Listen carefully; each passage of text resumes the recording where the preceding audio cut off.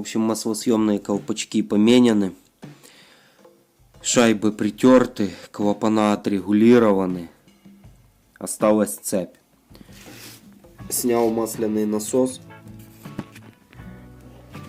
Крышку, сам насос. Все, снял старую цепь. Продел вот новую цепь. Осталось теперь все выставить, отрегулировать. Ну а потом назад снять масляный насос. Будьте, кстати, очень внимательны. Сразу покупайте прокладку масляного насоса, потому что старая, вот видите, у меня вся разлезлась.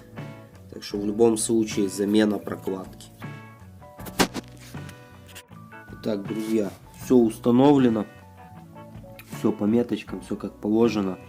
Собираем в обратном порядке теперь. Устанавливаем маслонасос. Все это собираем в кучу. Ну и дальше будем тестировать. Кстати, очень удобная замена ГРМ через маслонасос. Но есть одно но. Не забудьте слить масло. Иначе, когда вы снимете насос, все, что есть в баке масляном, все стечет через маслонасос. И тогда только успевайте подставлять. В общем, все жидкости залиты, все собрано. Думаю, что все должно быть так, как надо. Теперь попробуем завести его и послушать результат нашей работы.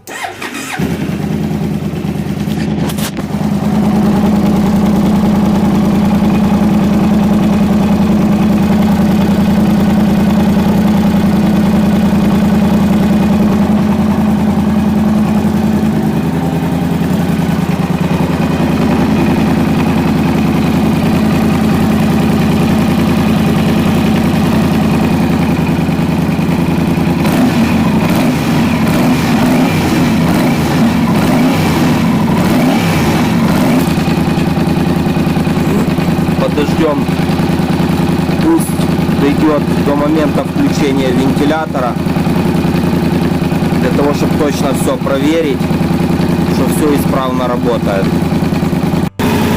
Вентилятор включился, все работает. Сейчас надо хотя бы накинуть пластик и выехать, прокатиться, проверить. Хорошо, едем прокатимся, проверим все.